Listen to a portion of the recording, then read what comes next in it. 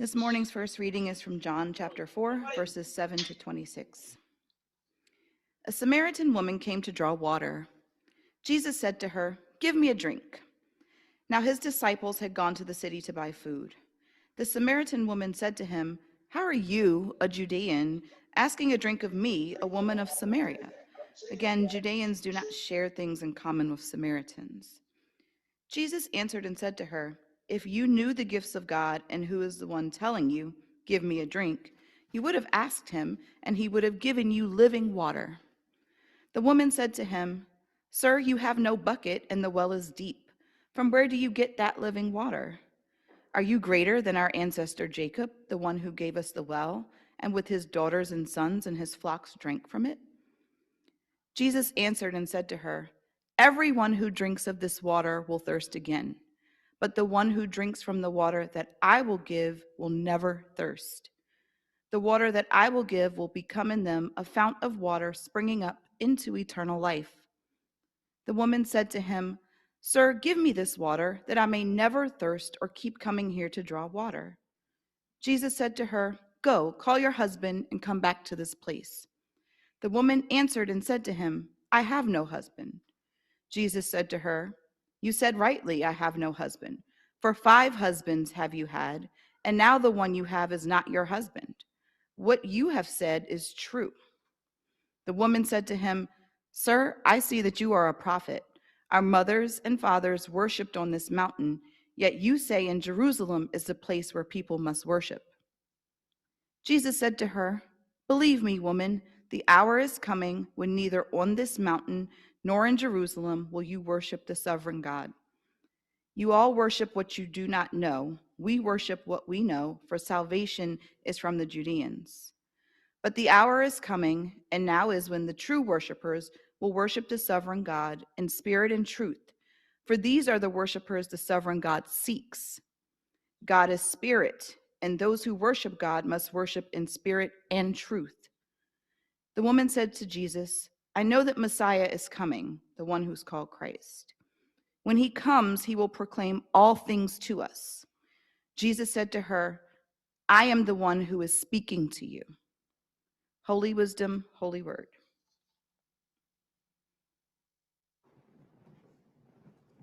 I'm going to invite the children to come join me up front. Good to see you all today. Good morning. Next time, be sure to wear your mask. Okay. All right. Come on up. How are you today? Come and have a seat. So I have a quick story to tell you. I don't know if you've ever heard this story. It's by Dr. Seuss. And he always has kind of weird figures in his stories, if you know his stories. These are about 2 creatures that are called Zax, Z-A-X. Can you say that with me? Zax. Zax, kind of silly. Yeah, Zax. Kind of silly name, right? So one Zax always went in this direction like this. And he would never go to the side. He would never shift. He would never turn around. He always went this way, okay? The other guy, the other Zax, always went this way. He never went to the side. He never turned around. He always went this way. Well, one time they were both walking in the directions that they always walk, and they came to meet each other. And neither one would go to the side. They couldn't go because they only went this way or they only went this way, and so they were smack up against each other. And one said, "I'm not moving." The other one said, "I'm not moving. I only go this way." And the other guy said, "Well, I only go that way." So they couldn't figure out how to get out of this trouble. And they stayed there. And one guy said, "I'm going to stay here if it takes 39 years. So they stayed there, and the highway was built, and they built a bridge over those 2 guys, those 2 Zax, because they wouldn't move. Neither one of them would budge. They just stayed right there. They never had a solution. I think Dr. Seuss wants us to look at that and say, oh my gosh, that's not the way to be, right? You can't be so stubborn that you won't shift to the side and try something different. Have any of you ever had an argument with a friend or a brother or sister? Have you ever had an argument? Any arguments? Or a parent, maybe? You had an argument? Okay. When you have an argument with somebody, that means you're saying one thing and the other person's saying something else, right? And you're kind of facing each other, and you think you're right. Do you usually think you're right? Do you usually think you're right, Kemuel? Yeah. But the other person probably thinks they're right too, right? So I don't know if you've ever heard this, if your mom or grandmother or an aunt or somebody has ever said to you, somebody has to make the first move. Somebody has to say, let's figure this out, instead of being right at each other. Because if one of them doesn't do it, then you're going to be angry at each other, I guess, for a long time, like those crazy Zacks in the story. So I want to encourage you, if you are ever in an argument with someone, maybe you can be the first one to say, okay, let me listen to your side. Can we sit down and stop fighting? Let's see what we can do. Because somebody has to start that, right? So if not, you're just stuck. So I want to encourage you guys to be the ones who starts trying to work out an argument, okay? All right, thank you all for joining me. You can go back and sit where you were seating.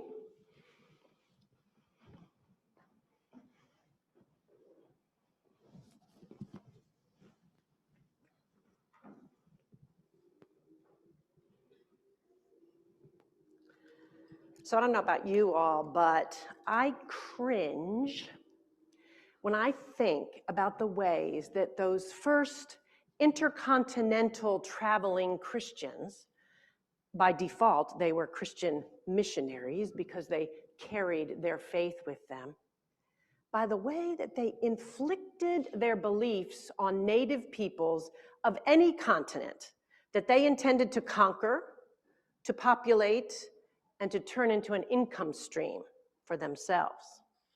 I also cringe when I recognize that those kinds of attitudes and practices are really not so far removed from us in this day. Christians of all stripes assumed that their connection to God was the only connection to God and insisted, they forced native peoples to adopt Christian practices, at least on the outside.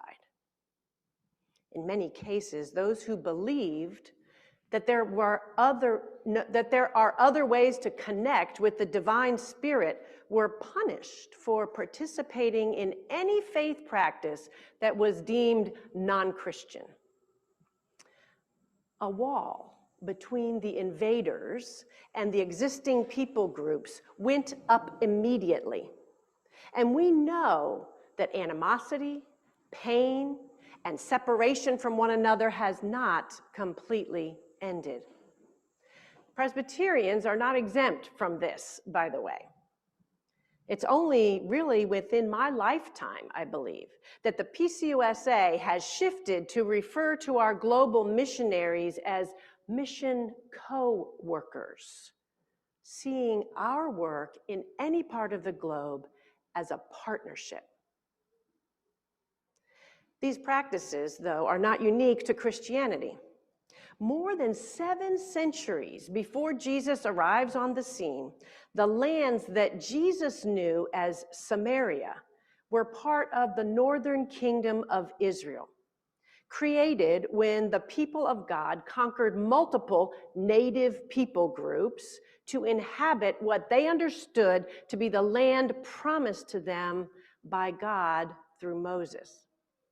They brought with them, of course, their faith practices. There were tribes of Israel who inhabited the northern part of the kingdom, tribes like Manasseh and Ephraim and Issachar and Zebulun. And then there was one tribe that inhabited the southern section of this kingdom. It was called Judah.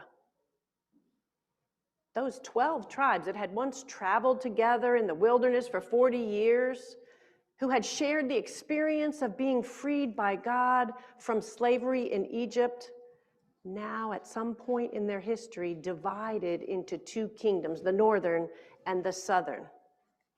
And they each were overseen by different kings for centuries, kingdoms that at times fought against each other.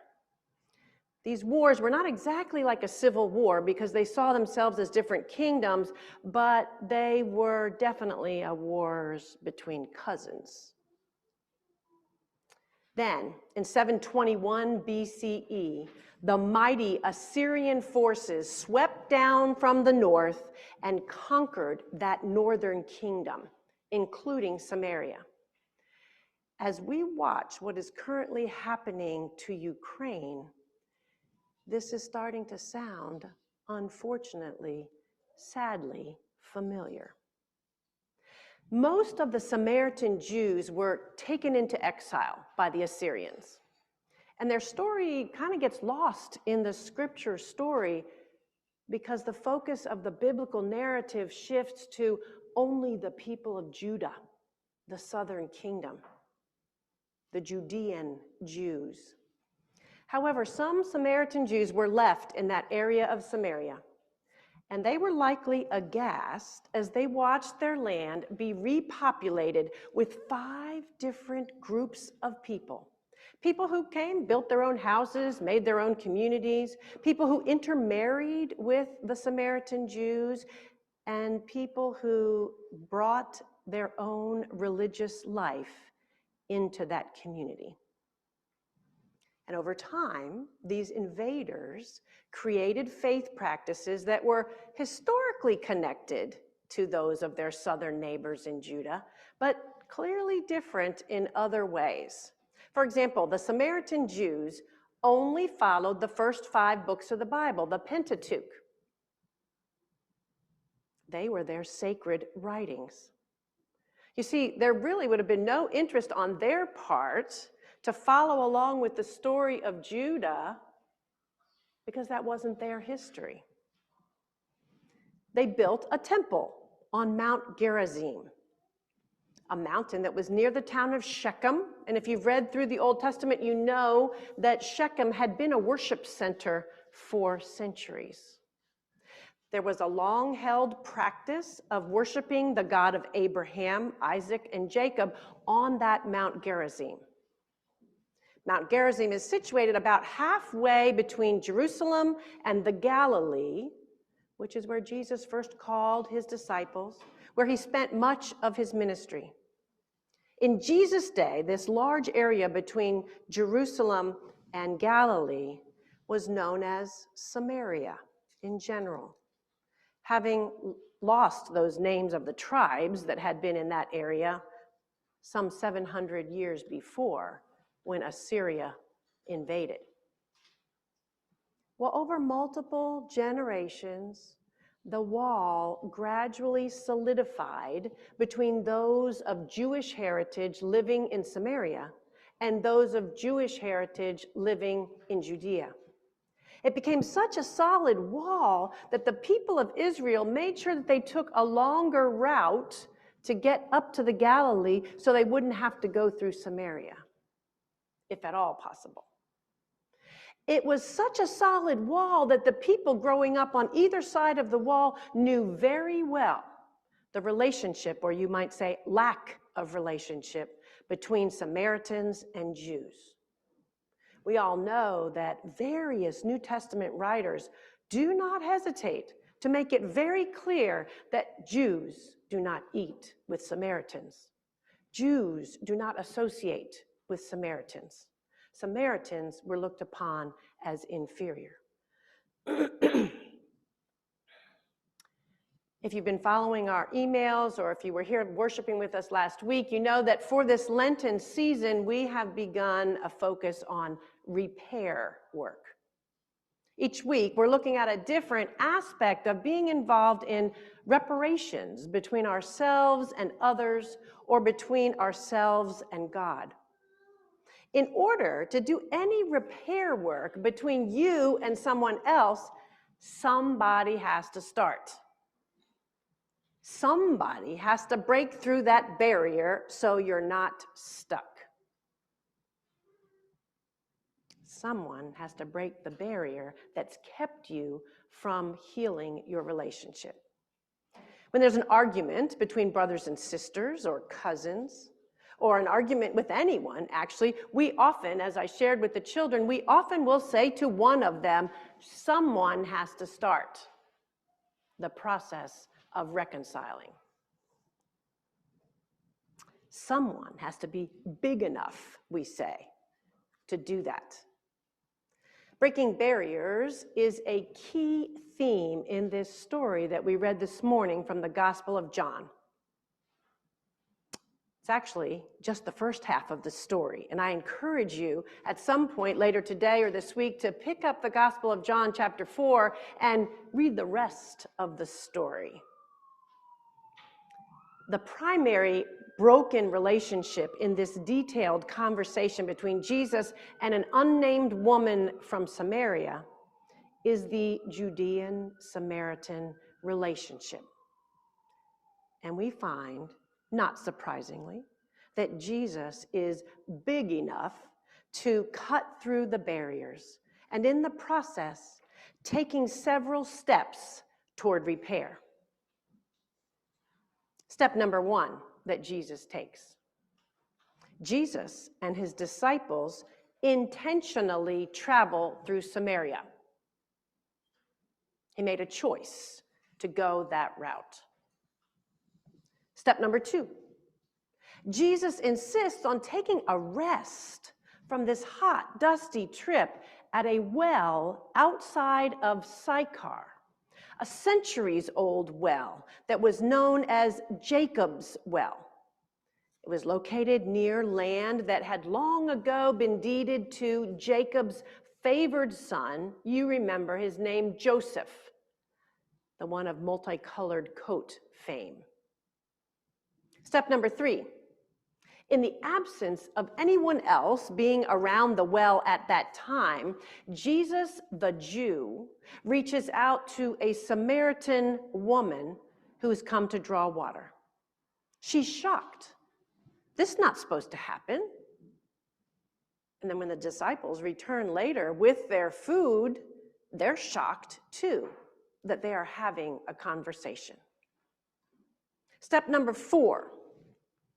Jesus and the woman have a deep theological conversation. Actually, the longest recorded conversation that Jesus has in the Gospels. Unlike many of his recorded encounters with people during his ministry, this one does not end up with Jesus using it as a lecture or a sermon. But this one is a give and take conversation between a woman, imagine that, and Jesus. When you read the rest of the story in this chapter, you find out that not only is she a deep thinker, but she's a very effective evangelist to her community. Jesus clearly identifies this woman as a child of God, a woman who is valued and included in the family of God, despite what their communities, each of their respective communities, had been saying for years. Contrary to tradition, she and her neighbors are clearly invited by Jesus into new life with him. Dr. Frances Taylor Gensch, in her book, Back to the Well, explores some ideas of various commentators who wonder whether the conversation about the husbands, everyone always remembers that part, that conversation about the husbands is symbolic and not literal. Could it be that Jesus is referring to those 5 people groups who had invaded Samaria years before, and the Roman Empire as the current power over Samaria? The ancient invaders become the husbands as the faith practices mingled. The current empirical power is not a husband because there's no mingling of Jewish faith and the Roman patterns of what would be called idol worship by both Samaritans and Judeans. The woman's question in their conversation about worship location might at first seem sort of irrelevant. Why is she bringing that up when Jesus is pinning her down about the husbands? Some people thought maybe she's trying to dodge a potential reprimand from Jesus about her sexual history and her current habits. But when you see the husbands as a symbolic way to characterize the historical wall between Samaritans and Judeans, you see that the woman, imagine that, has her finger on the question that most deeply divides them. And that's the question, where is it appropriate to worship God? She asks him because she sees he's a prophet. She asks him because she hears him offer her, a Samaritan woman, imagine that, a kind of spiritual wellspring of water that he promises will change her life. Samaritans and Judeans worship the same God, but they disagree on the central place of worship. Samaritans worship on the nearby Mount Gerizim, and the Judeans worship in Jerusalem. Step number 5, in breaking this long-held barrier, in taking steps now to repair the broken relationship and moving toward reconciliation, Jesus indicates that it does not matter where you worship. It matters the how and the why of worshiping God. Jesus tells her, God is spirit, and those who worship God must worship in spirit and in truth.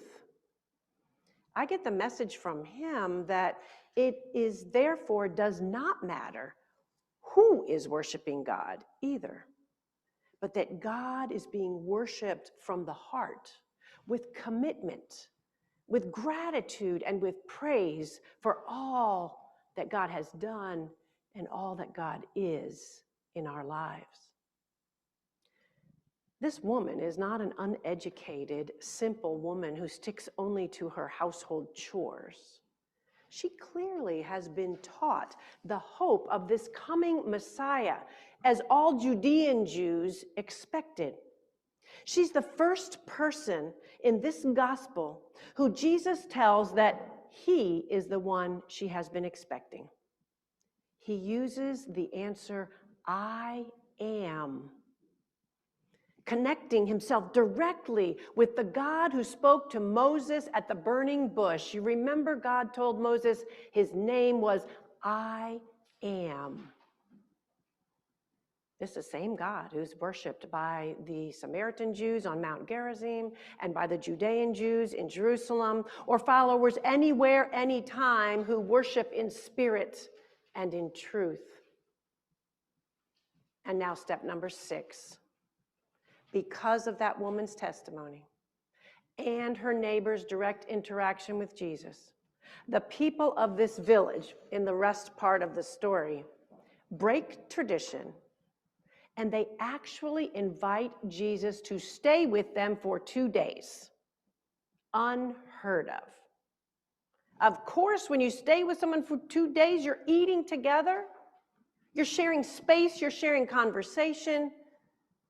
Would have never happened before. Jesus breaks that same tradition by accepting the invitation to stay with them for 2 days.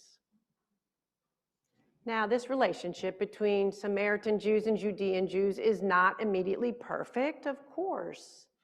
You can't erase long-term, long-held animosity and superior attitudes on the part of the Judean Jews with one eye-opening conversation with a woman, or with even a 2-day visit.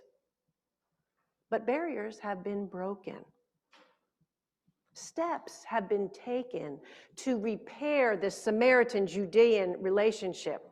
There's hope, it seems, that Samaritan Jews will be remarried, in a sense, with the Judean Jews as they together enter into a new life of following Jesus, who's called the bridegroom of the church. No, repairing any relationship has to start with someone. Often, there are barriers to repairing a wall that have to be broken first. Jesus, a barrier breaker, and so should we be. Amen.